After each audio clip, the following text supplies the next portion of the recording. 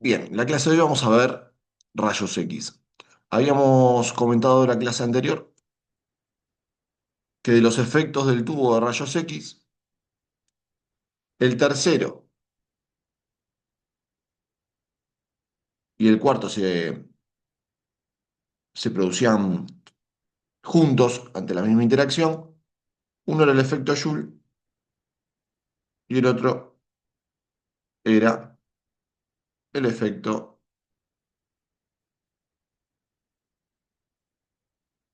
Röntgen. El efecto Röntgen básicamente entonces va a ser la producción de rayos X. Que bien vimos que en el tubo teníamos porcentual un 99% de calor y solamente un 1% de rayos X.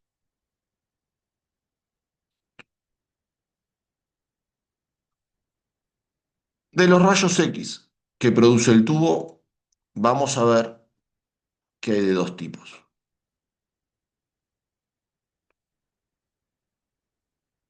Rayos X característicos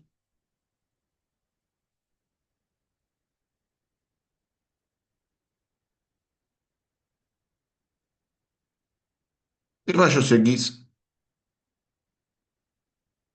generales o de frenado,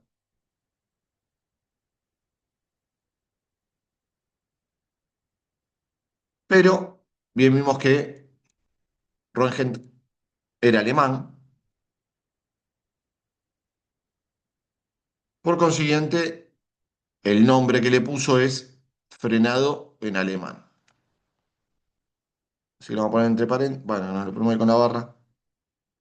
Básicamente le puso Bremsstrahlung, que son rayos X de frenado en alemán. Que se los dejo escrito. Fíjense, es complicadito de escribir, lleva doble S. Y acá también, dentro del 1% de rayos X que producimos, dentro de este 1%,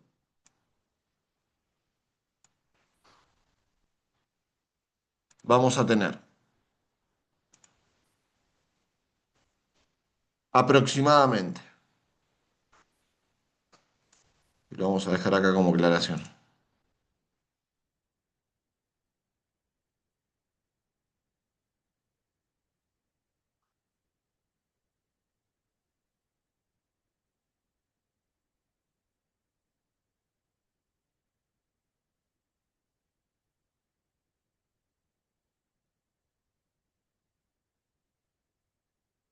si se utiliza menos de 70 kilovolts,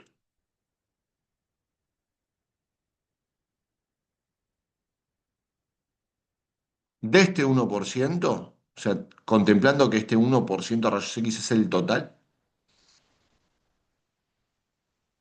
vamos a tener 25% de característicos y 75% aproximadamente de rayos X generales o de frenado. Esto quiere decir que la mayor proporción del espectro de rayos X producidos en el tubo es de rayos X generales o de frenado. Después vamos a ver cada una de estas interacciones, cómo se producen, por qué estos porcentuales y demás. Pero antes de entrar a eso, vamos a ver qué son los rayos X y qué características presentan. Creo que había gente que quería entrar. Ah, ya está. Bueno, buen día a los que se van conectando. ¿Qué son los rayos X? Los rayos X son radiaciones electromagnéticas.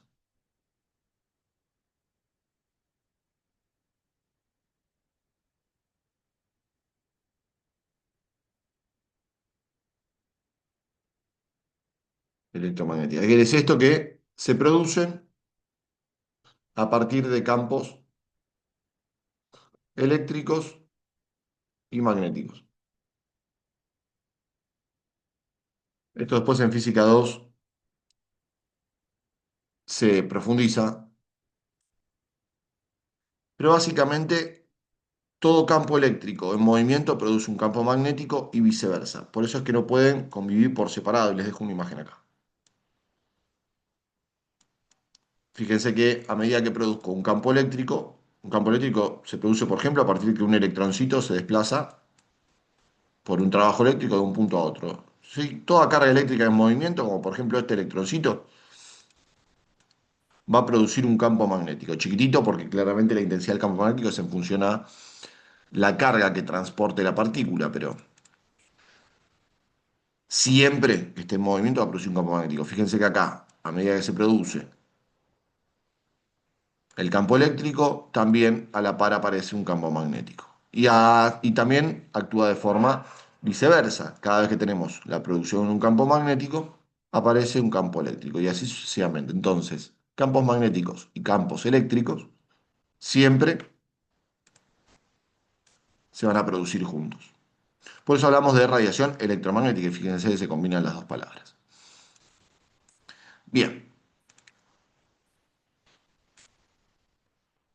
después, dentro de las características, vamos a nombrar que se propagan a la velocidad de la luz. Sus partículas se propagan, vamos a poner, son partículas, queda mejor. Son partículas que se propagan a la velocidad de la luz. La velocidad de la luz es de 300.000 kilómetros por segundo. ¿Sí? Fíjense que supera ampliamente, ¿sí? a la velocidad del sonido, a lo que es, por ejemplo, una onda mecánica. Lo ponemos acá entre paréntesis. Una onda mecánica, por ejemplo, mi voz cuando estoy hablando, tiene una velocidad de propagación de 340 metros por segundo. Y ahí vemos reflejadas las diferencias de velocidades, 300.000 kilómetros por segundo contra 340 metros por segundo. Y esto lo vemos reflejado en un día de lluvia, ¿sí? Cuando hay rayos y truenos. Nosotros primero vemos la luz del rayo y después escuchamos el ruido del trueno. ¿Sí? Entonces, ahí vemos cómo al verse la luz primero, tenemos una clara velocidad de propagación mayor del espectro lumínico, 300 milímetros por segundo, y al ratito escuchamos el estruendo. Eso es porque se propaga la onda mecánica más lenta y el sonido lo escuchamos después. Entre las demás particularidades que tienen los rayos X es que son ionizantes. Esto quiere decir que a escala atoscópica, sí que a escala atómica, ionizan, a escala atoscópica, bueno, y también pueden ionizar dos veces, son ionizantes a escala atoscópica, cambia la estructura del átomo ionizándolo.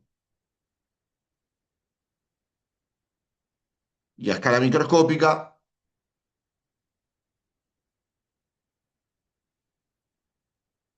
si puede modificar la estructura de un átomo, a escala microscópica, puede modificar la estructura de una célula. Microscópica, puede modificar la estructura celular. Por eso es que nosotros tenemos que cuidarnos de lo que son los rayos X, porque claramente producen daño biológico. Producen daño biológico a partir de que producen daño a la célula. Las células saben que la parte más sensible es el ADN, que contiene la información genética. Bueno, los rayos X pueden tranquilamente alterar esta información genética o destruirla. Por eso es que por eso es sumamente importante el cuidarnos de este tipo de radiación.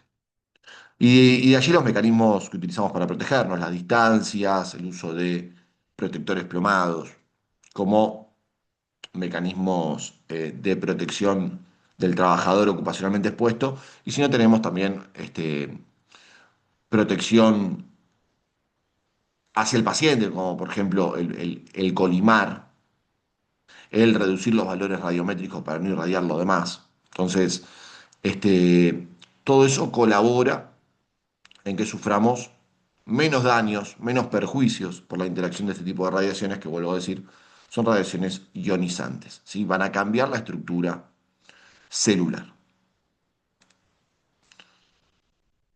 Bien.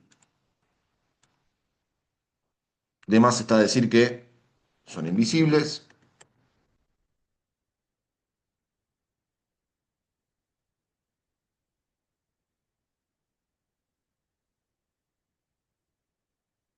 se los considera una partícula, y lo vamos a sacar una flechita de acá, porque tiene un comportamiento dual,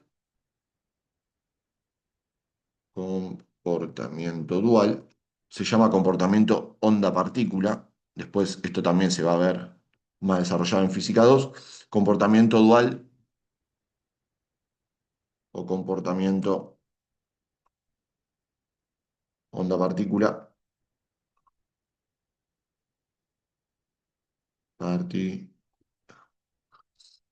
esto quiere decir que se propaga como una onda, pero interactúa como una partícula. ¿Sí? Se propaga como una onda, significa que se propaga de esta manera, en forma de onda, como lo están viendo en el gráfico, pero cuando interactúa con la materia, interactúa como si fuese una partícula. Por eso tiene este comportamiento dual. ¿Y por qué se lo considera una partícula? Bien, conceptualmente una partícula es o se define como todo objeto muy pequeño al cual se le puede atribuir propiedades físicas o químicas. Entonces, se le pueden atribuir propiedades físicas o químicas, por ejemplo, estamos hablando hasta ahora del poder de ionización, estamos hablando, o después le vamos a poner cuál es la frecuencia, cuál es la longitud de onda de este tipo de rayos. Pero partícula, y lo vamos a poner acá en rojo,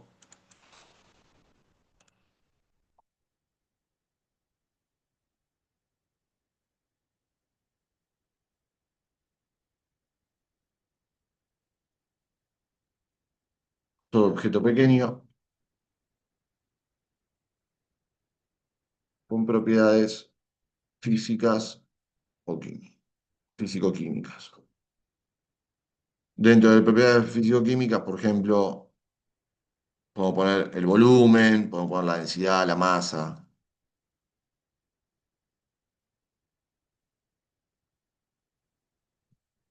Estos son algunos ejemplos de por qué es considerada una partícula. Aún así, cabe recalcar que dentro de las particularidades de los fotones de rayos X es que, y lo ponemos acá abajo en negro, no tienen masa ni carga, son energía pura en movimiento.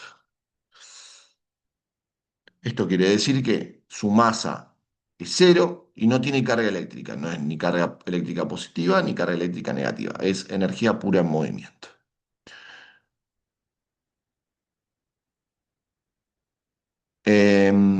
Vamos a ponerlo por acá.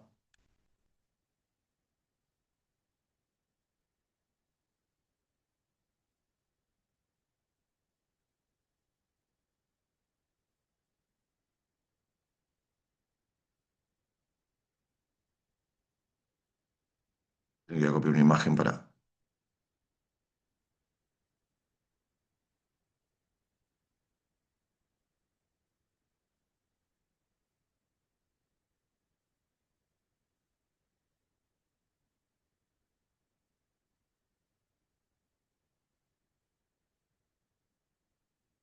A grandes rasgos, porque esto lo vamos a ver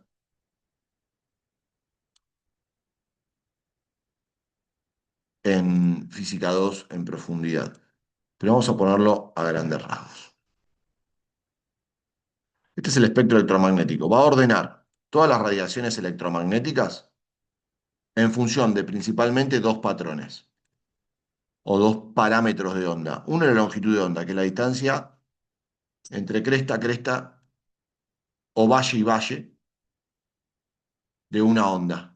Y después tenemos, esto se llama longitud de onda, y después tenemos la frecuencia. ¿Sí? La frecuencia es la cantidad de ondas que entran por unidad de tiempo. Entonces, por ejemplo, si en este corchete entran, supónganse, dos ondas. Fíjense que, por ejemplo, en este corchete, o el de los rayos X, en este corchete, fíjense que están entrando más cantidad de ondas, casi tres. ¿Sí? Igual es un esquema, ¿no? Pero esto quiere decir que la frecuencia de onda es mayor. Las cantidades de ondas que se propagan por unidad de tiempo, o sea, las cantidades de ondas que entran en un segundo van a ser mayor en los rayos X que, por ejemplo, en las ondas de radio. Por eso es que nosotros podemos estar escuchando la radio, como hacían nuestros abuelos, un día entero, que no nos va a pasar nada. En cambio, los rayos X sí. ¿Por qué? Porque propagan la suficiente energía para interactuar a nivel atómico y modificar la estructura de un átomo ionizándolo, que a escala microscópica también vamos a ir viendo al microscopio cómo modifica la estructura celular, donde, por ejemplo, tenemos la información genética, información sumamente sensible, que puede tranquilamente adulterar o romper o tergiversar. Esto quiere decir entonces que estos son un poquito los parámetros del por qué los rayos X producen daño a nivel celular. Y esto es porque tienen una, y lo ponemos acá abajo, longitud de onda, se lo reconoce con la letra lambda, y una frecuencia. La longitud de onda se mide en metros, este, y la frecuencia se mide en ciclos por segundo, ciclos de onda por segundo.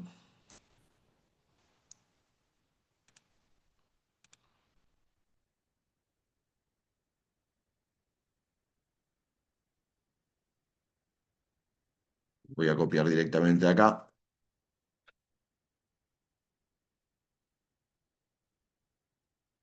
con los valores correspondientes.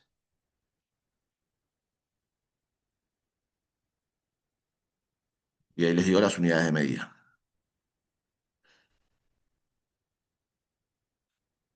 Nm es nanómetros, se abrevia de esta manera. Así que van a tener una longitud de onda que va a estar promediando entre los 0,01 y los 10 nanómetros. Onda sumamente corta. Y la frecuencia va a estar entre los 30 picohertz y los 30 exahertz.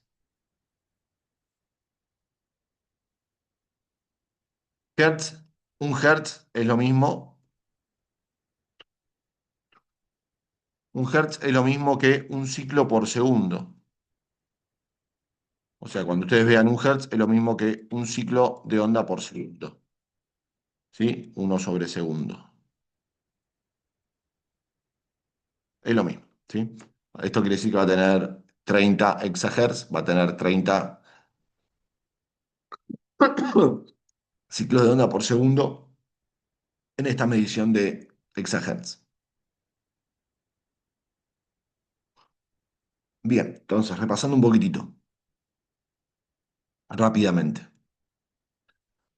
Nosotros vimos los cuatro efectos del tubo, los cuatro efectos principales para producir rayos X. En el tercero y en el cuarto vimos que se producen en simultáneo, que es el gran calor generado en el tubo, que bien vimos tiene estructuras que deben contener este calor generado, como es la ampolla Viropire, como es el aceite refrigerante, como es la carcasa de plomo.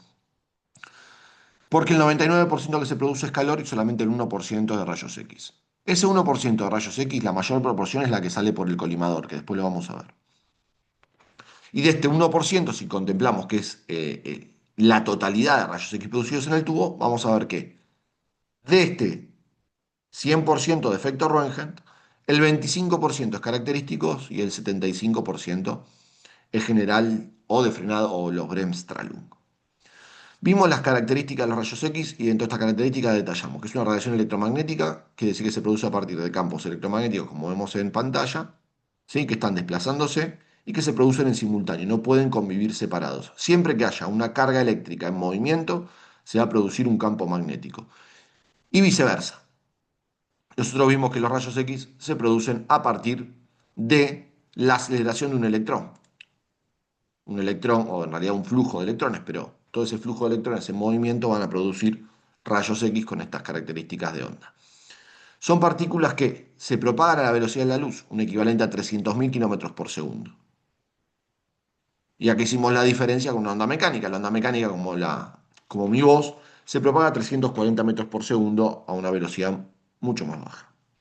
Son ionizantes, ¿sí? A escala atómica pueden tranquilamente modificar la estructura de un átomo y a escala celular claramente modificar la estructura de una célula, siendo el ADN la más sensible porque no solamente produce un daño estructural en la célula, sino que si se adultera la información genética puede generar en la descendencia de la persona mutaciones genéticas. Son invisibles, no tienen masa, no tienen carga, son una expresión pura de energía. Por eso se los considera. No son una partícula, sino, como decía Einstein, comparte su comportamiento dual, comportamiento onda-partícula.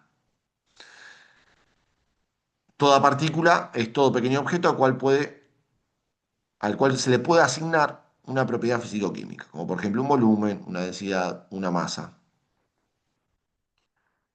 Eh, Después vimos, dentro de las características de los rayos X, cuál es su longitud de onda y su frecuencia. Recuerden que la longitud de onda es la distancia entre cresta y cresta o valle y valle de una onda, y la frecuencia son las cantidades de ondas que entran por unidad de tiempo. Los rayos X propagan muchas ondas en un tiempo estimado, mientras que el resto de las radiaciones, por ejemplo, hasta la luz visible no produce daño biológico, propagan menos cantidad de ondas por unidad de tiempo que los rayos X. Entonces, la interacción de esta cantidad de ondas que se propagan con la materia va a producir una alteración de ella. Bueno, esto sería un poquitito qué son los rayos X y poniendo a colación de que se van a producir de dos tipos, característicos y generales o de frenado. Nos tenemos que meter en cómo se producen estos rayos X característicos y estos rayos X generales. O sea, cómo va a ser la interacción para que se produzcan estos tipos de rayos X. ¿Tienen alguna duda hasta acá? ¿Me quieren preguntar algo? Si no hay dudas, voy cerrando este No, Zoom no. y armo otro. Perdón, no escuché. Mateo, ¿me hablaste vos, no? Sí, sí, que no hay duda. ¿Se entendió? ¿Tenés alguna duda? Se entendió. Perfecto. Bueno, entonces voy cerrando, así quedan separados los videos. Se reconvierte este y mando otro en donde vamos a empezar a hablar sobre estos tipos de rayos X, los característicos y los generales. Bueno, ahí les envío la otra sesión. Somos en total, esperen que saco screenshot, 14. Muy bien, listo, ahí envío la otra.